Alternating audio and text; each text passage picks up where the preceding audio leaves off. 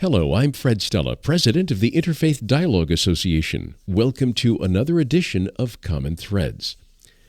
Okay, so if you were with us last week, you might remember that at the beginning of the program, I promised that I'm not going to do this for a while. And that is, I know I've been pretty heavy with having guests talking about the current presidential administration and the various facets of religion that play into policy right now.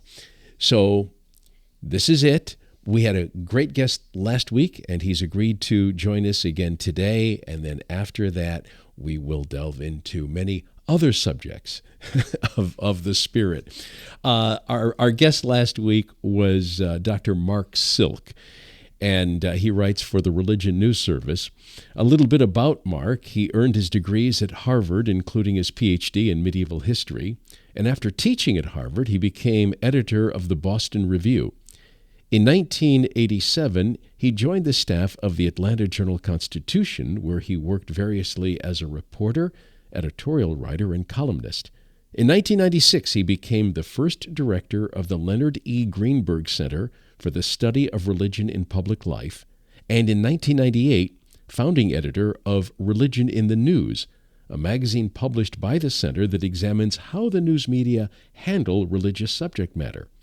And in June 2005, he was also named director of the Trinity College program on public values.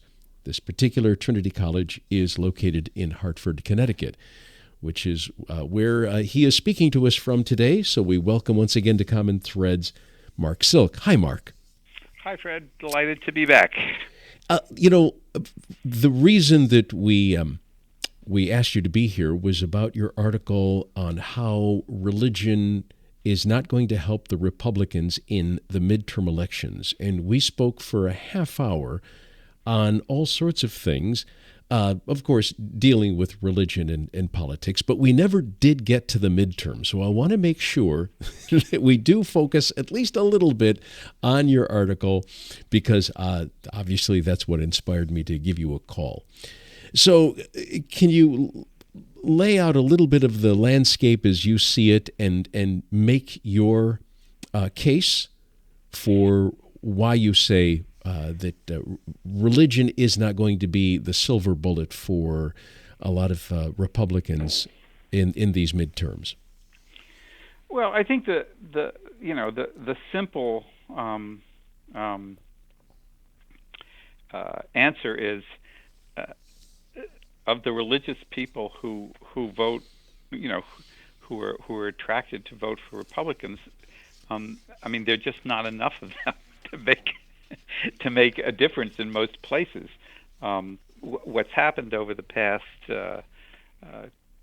several decades really is that our politics, in a way that was totally sort of unanticipated by people who study our politics, political scientists say in the 1970s, has become significantly bifurcated, divided along religious lines, regardless of what kind of religion you have. The United States these days is, composed of about 70% of people who consider themselves, identify in some way or another as Christian, and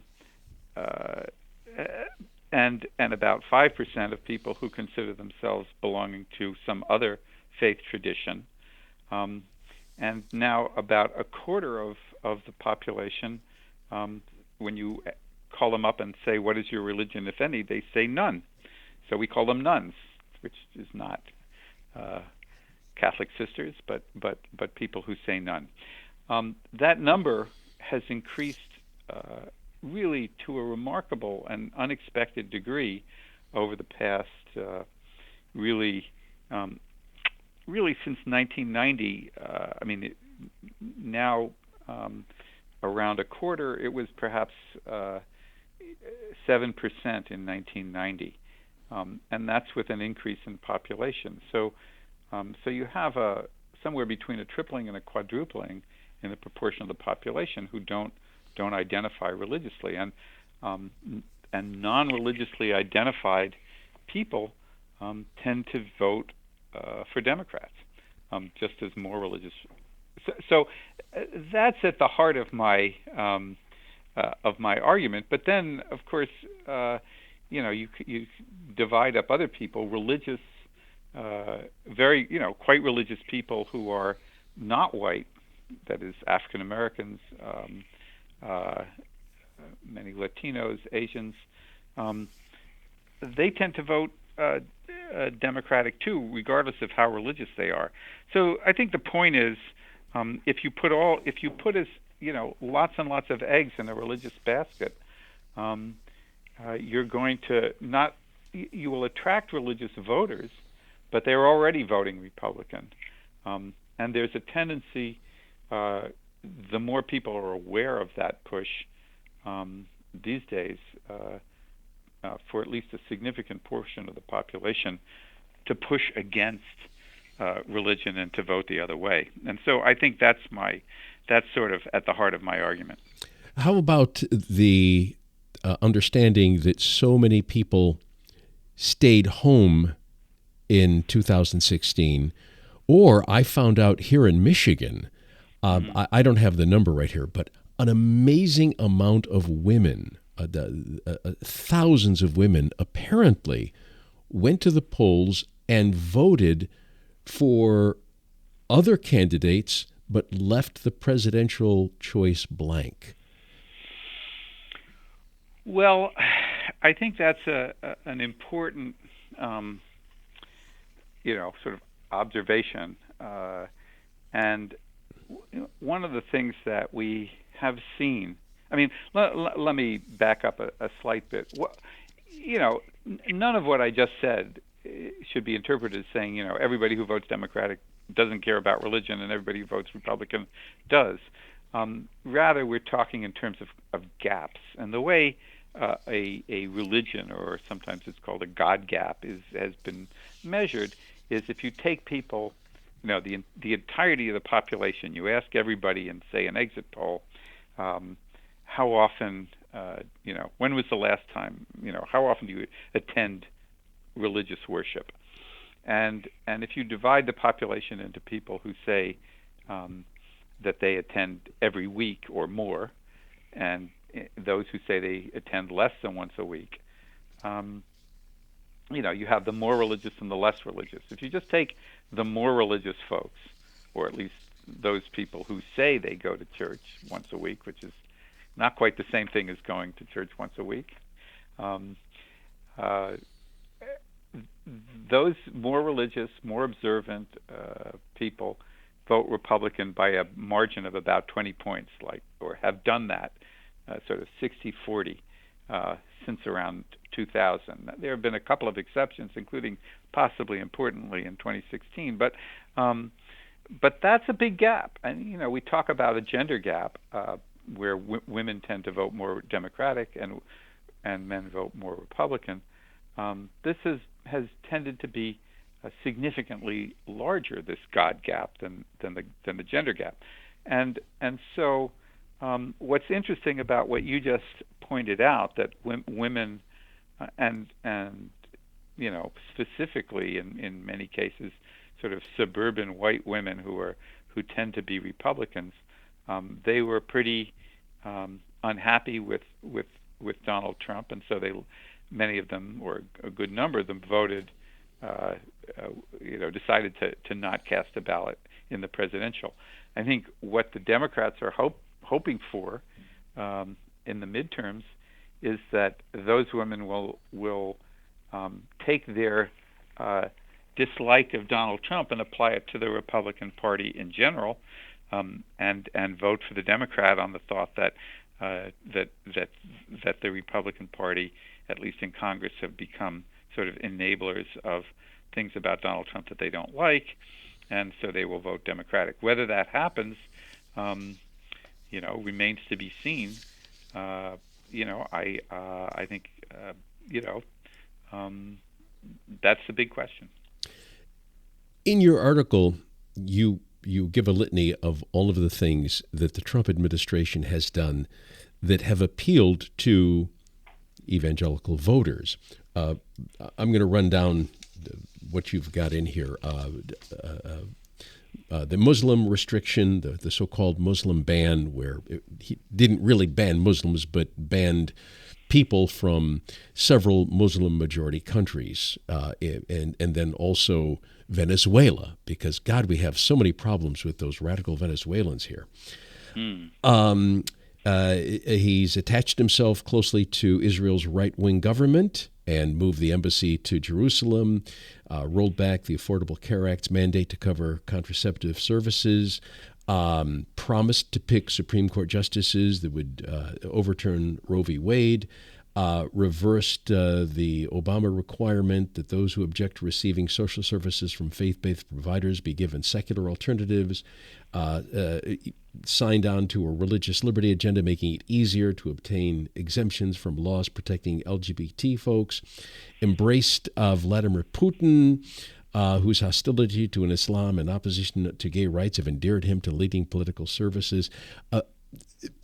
In all of this, of course, he has acted in ways that may not have endeared him to evangelicals. His lifestyle, his past, his inability to apologize for his past. The only thing I think he did apologize for the grabbing statement during the campaign. He did do that, but otherwise he doesn't apologize for anything. He said that he's never had any reason to confess his sins because he just doesn't do that. My question is, I'm wondering if his performance in the White House might be transferable to candidates around the country. That is to say, do you think that we no longer care about the personal lives of possible lawmakers if they give us what we want? Well, I think that begs the question of how much we care about the personal lives of presidents to start with. Going back to the very, a lot of people, and I don't want to downplay some of the less attractive features of Donald Trump's personal life. We could talk about that till the cows come home, but I think it's important to bear in mind that at the very beginning of the sort of rise of the religious right as a national force, the leadership made the decision to go for Ronald Reagan, who might have been attractive in various ways, but was a divorcee in a religious community that looks askance at divorce compared to a Southern Baptist Sunday school teacher. So Jimmy Carter. So I think there's always been a residual recognition, particularly when it was somebody that you tended to like, to overlook personal shortcomings. Ideally for evangelicals, you would have shortcomings that you would then repent for, and it's a great narrative in the evangelical world to declare yourself of once a sinner, and thanks to amazing grace you're now found. As you point out, Donald Trump doesn't do that very well. George W. Bush did a great job with that. I always thought that one of the problems that Ted Cruz had as a candidate, even though in some ways he pushed very hard for the evangelical vote, is that if you ever listen to Ted Cruz, he never would talk about his own personal religious experience. And he always talked about how his father had come around, and after finding Jesus had come back to the family, and that's fine, but nobody was going to vote for Ted Cruz's father, so that was a problem. Especially since he killed JFK. Well, there is that. But I think it's certainly true that there was a huge amount of fuss made during the Clinton-Lewinsky scandal. on the part of the sort of religious right of the time to talk endlessly about the importance of moral leadership in the White House, and how Bill Clinton had sort of betrayed the country by his immoral behavior and so on. I just think that was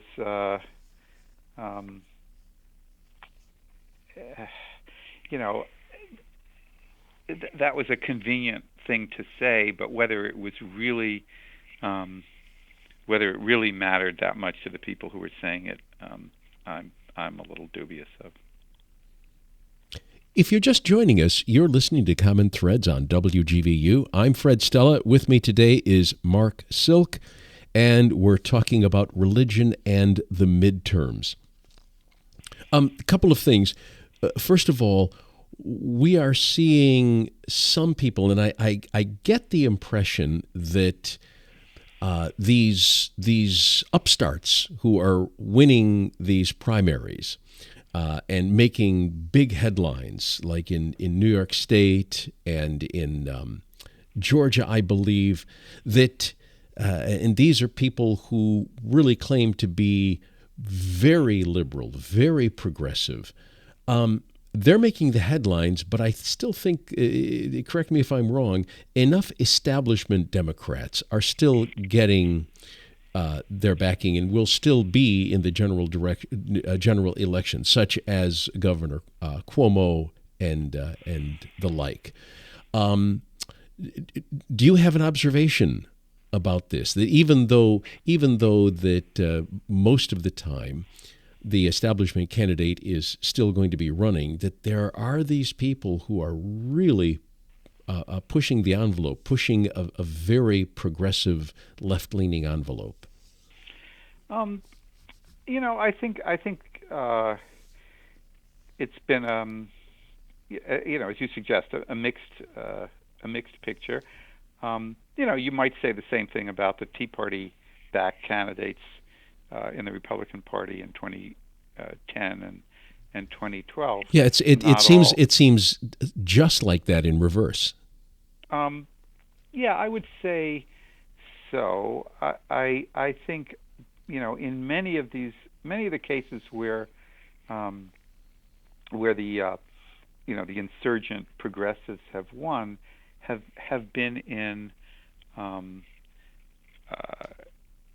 very democratic districts where the incumbent, this wasn't true in some state legislative races in New York yesterday, or last week, but I think in some of these cases the insurgent candidates haven't particularly attacked the Democratic incumbent. Joe Crowley in Queens was quite liberal. So was Michael Capuano in Boston. These were sort of pretty progressive Democrats. It was more an identity politics thing. But as a result, you didn't get the kind of ugliness in some of the Tea Party campaigns where Republicans were attacked as rhinos, Republicans in name only, by right-wing people who were really attacking the other side. That hasn't been the case particularly. It's more, it's time for new leadership. This guy's, this is an old guy. There's, an old white guy who's been around too long. So I don't see the sort of evidence of the same kind of civil war within the Democratic Party that we've seen in recent years on the Republican side. So in that sense, I don't think it's equivalent to the Tea Party, but certainly there's been, it's been sort of a revolt without a lot of ill feeling so far. I'm curious if you have any insights why the Republicans have not been able to make a substantial dent into certain minority communities who hold very conservative social views. Well, the most obvious example of that is certainly, you would say the among African Americans who remain, pretty conservative on issues involving,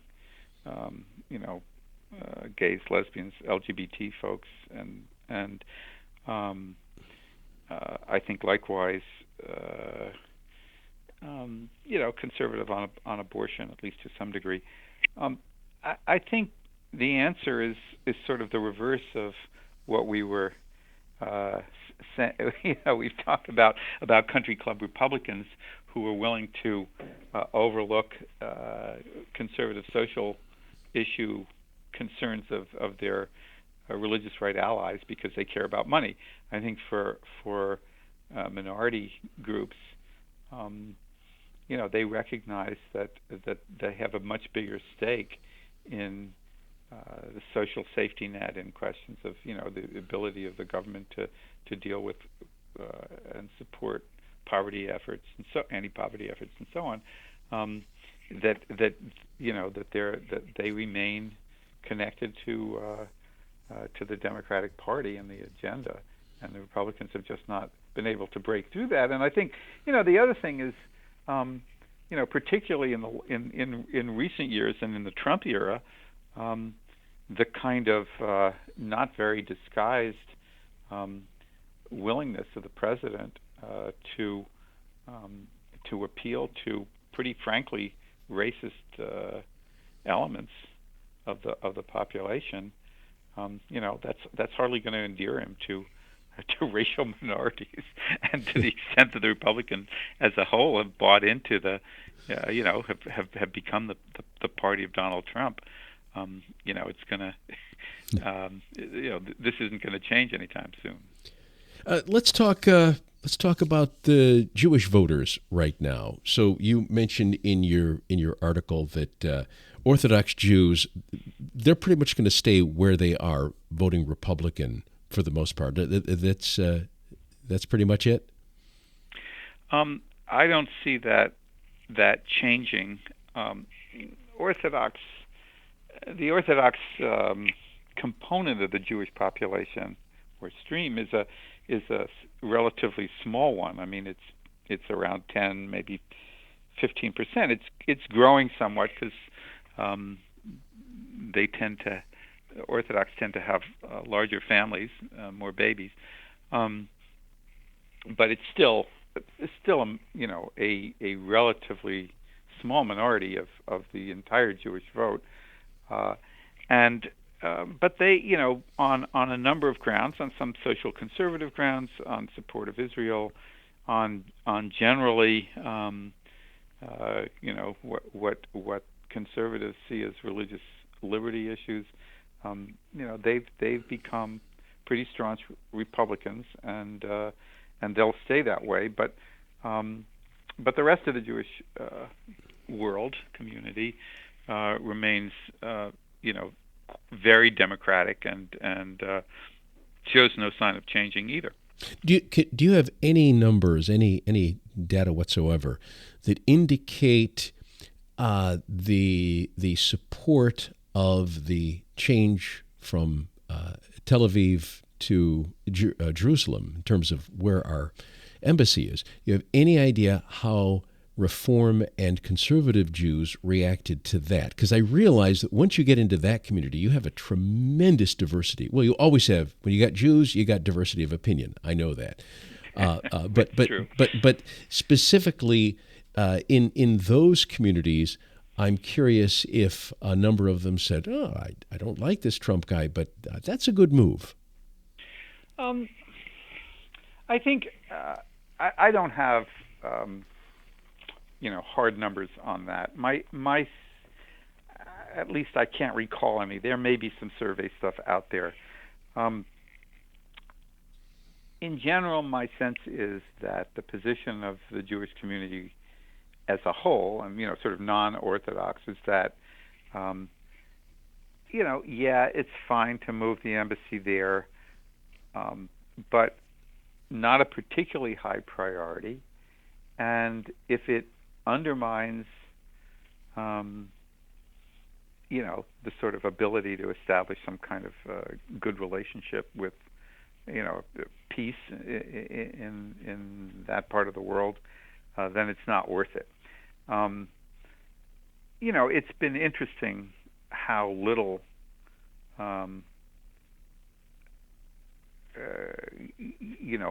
fuss and concern the decision to move the embassy has elicited anywhere.